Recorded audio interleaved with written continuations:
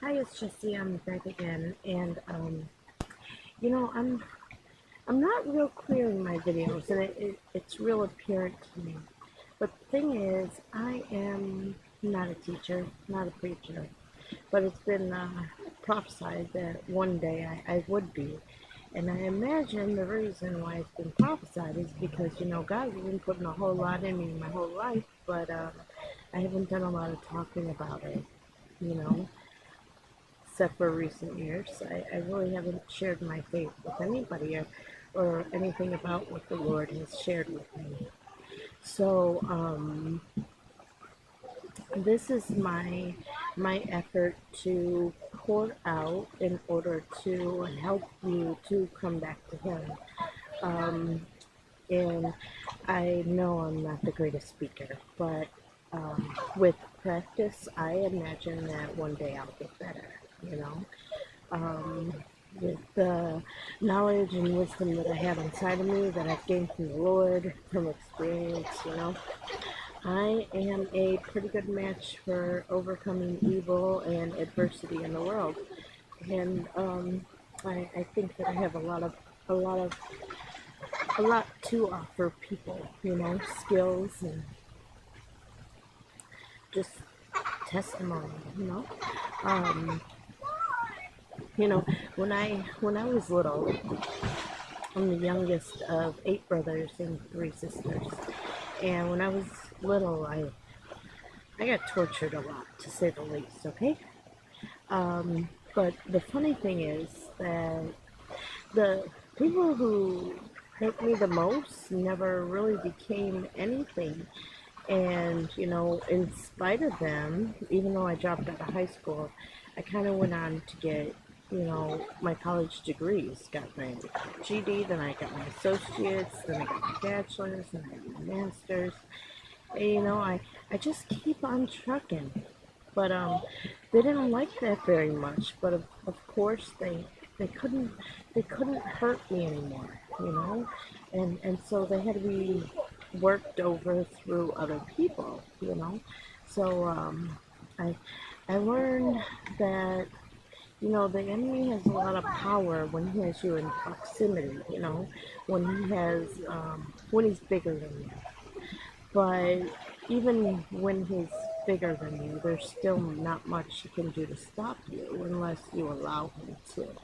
So I can teach you a little bit about persevering and enduring tribulation. And I do believe that tribulation is what we're about to all go through here. And because I've been enduring it all along, I think that I'm pretty well equipped for the task. I look at other preachers and teachers, apostles, prophets, whatever they call themselves out in the world, and I'm puzzled. Um, I'll hear one prophet say, if someone curses you, return it to sender. I'll hear another prophet say, um, don't return it to sender because that's demonic. Um, Okay, but my experience is if I am cursed by somebody, I don't have to return it to sender. It goes back automatically because the promise of God that He gave to Abraham is, I will bless those who bless you and I will curse those who curse you. So it's not about me returning it back to sender. It's about me enduring it until God removes it from me and puts it back to the place where it came from, because this is what He promised to do. It's not demonic, it's the promise of God. And so I hear the prophets speaking, but they're not like 100% accurate, and they can never be 100% accurate because we always only know in part and we always only prophesy in part. So whatever God speaks to us, it always goes through a filter, okay? And our filter, it can make us bold in our speech, or it can make us meek, you know. Um, And Jesus told us to do everything in a spirit of meekness. And I think that part of the reason why he tells us to go in with a spirit of meekness, even when we're in the right position, is because, like, as it says in Proverbs, I want to say 9:8 or something like that, he who corrects a mocker incurs abuse. So when you go out eye to eye, standing with somebody, the person who you're standing against, they don't care if they're right or wrong. They don't want you challenging them.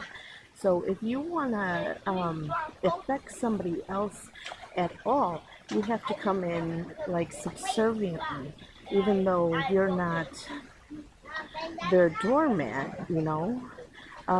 Jesus wasn't their doormat either, and yet at the end of his life, he told his disciples that if they didn't allow him to wash his feet, then they'd have no place in his kingdom, you see. So he embraced this role of being the doormat, of being the place where you get your feet washed. And so we have to understand these things. These things are not about, making us lower, but it's about making us so that we're preserved to endure the tribulation, because the devil will certainly break us down. I'm pretty sure he didn't make Jesus his doormat for his whole life. I'm pretty sure that it affected Jesus in such ways. The people where he came from called him crazy. Nobody nobody that didn't receive healing from or witness the healing gave him any kind of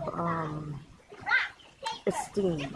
They all wanted his authority to go away. They all challenged him on his authority, even though they couldn't do half of what he did. They challenged him on his authority, and they accused him of blasphemy. And yet he still embraced these people and stayed at doing what the Lord had commanded him to do, what his purpose in the earth was to do. And he embraced these people, and he continued to forgive those sins. And he brought them at least 2,000 years now of time to return to God, after they killed him, because what Jewish prophecy says, when you kill the Messiah, the world ends. There's no more hope for the world. The world ends. That's it. There's no more. But they don't account for the fact that he interceded and left a window of grace open for us to come to him, And there is a lot of competing views out there, a lot of stepping on each other's shoulders to show who's greater, who's less. And the truth is that God has always left a witness in the world. He loves us entirely too much to leave us without a witness, okay? So it's not that, everybody is wrong and there is only one right position. It is that we need to humble ourselves enough to accept that God is bigger and greater than what we are. And if we just take observation, God has been the same in the beginning of time, and he'll be the same to the end of time. And if you look at his ways and you look at Jesus's ways, the two parallel each other, okay? They parallel each other. They're exactly alike. Jesus even said the Spirit of the Lord is upon him because he's come to speak good news to the people, to declare liberty to the captives, But yet we have problems with, sorry, my kids are playing. We have problems with his identity, and it's the reason why we struggle so much with it is because we don't know enough, and we get stuck on little things. You see, get stuck on little things. Well, I can tell you that how can I put this? Jesus did have covenant with God. I can tell you this without a doubt in my mind that Jesus had a covenant with God, because I shared the same covenant that he had. And unless you shared that same covenant, you wouldn't understand that Jesus had covenant. It's not by birthright from his lineage of who he's descended from. He's the Messiah because he has covenant, and his covenant has a title and it had a promise behind it, suffer for God and overcome. Look somewhere in the Gospel of Barnabas, or Barabbas, which one it is. But my kids are splashing me. But you see, if you knew more, then you wouldn't get hung up on these things. Because knowing that he was the living covenant in the earth, you can know that he came to save the earth from destruction. He wasn't here in a boat. He wasn't here in a box. The boat for Noah, Noah's Ark, the box for for Moses, the Ark of the Covenant. He was the Ark of the Covenant in the flesh. So that's why he can declare the things, when the floodwaters came, when Noah was here, everything was wiped out except for what was safe in the ark. Jesus offered the people a place of safety, okay? He said, abide in me, abide in me. So he gave you a resting place, a place to be safe, a place to find rest from your enemies, a place to come for teachings where you could be restored back to God, reconciled to him, forgiven and everything, So that whole notion that Jesus is not God, but where does the presence of God reside except for over the Ark of the Covenant? And if Jesus is the living Ark, then that's where you're going to find the presence of God, okay? I'm not saying that I hold the presence at all time. Maybe one day, who knows? But I can tell you that I have been in the presence, and it carries an aroma. And the aroma smells a lot like the priestly anointing that Moses prepared for those who were going to service under him, in the priestly orders. It's got like an aroma of cinnamon. It's very cinnamony. It's very much like what Moses made up for the priestly anointing. Sorry, my kids are distracting me a little bit because they keep splashing me, and I'm afraid I'm going to get soaked over here. But these are little things that the church can't tell you because they don't really know so much. And so we come up with all these arguments, right?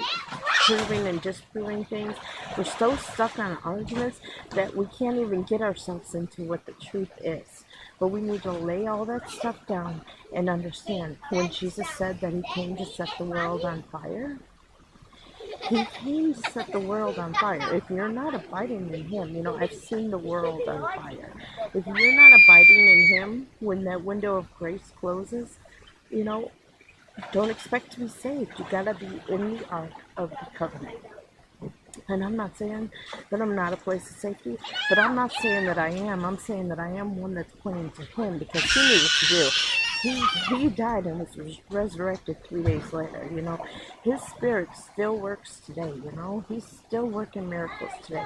So I'm not saying about me, I don't want to be your Messiah. Just because I hold covenant doesn't mean I want to be anything more than I am, I'm the one who's going to point to him and say, nope, he's the one, follow him. That's the one you need. That's where you're going to find your safety,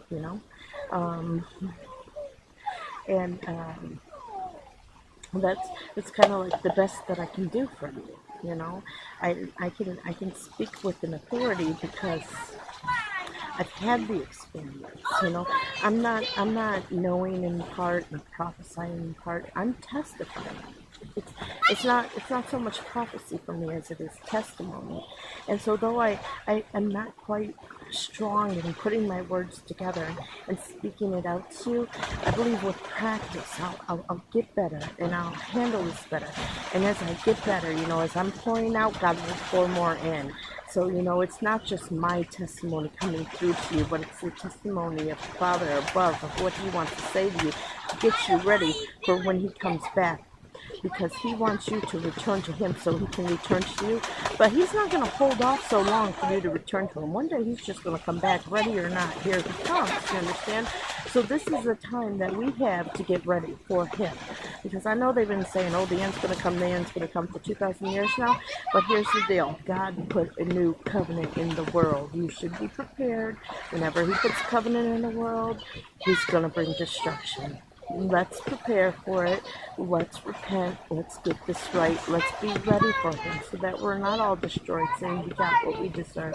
But we can be thankful that we have a Father that loves us and we didn't have to face the judgment of wrath. All right? Praise God and have a good day.